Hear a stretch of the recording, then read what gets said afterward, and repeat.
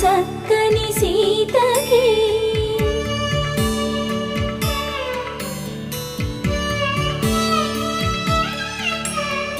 ఎర్ర జాబిలి చేయి రాముడేడని అడుగుతుంటే చూడలేదని పెదవి చెప్పే చెప్పలేమని కనులు చెప్పే నల్ల పూసై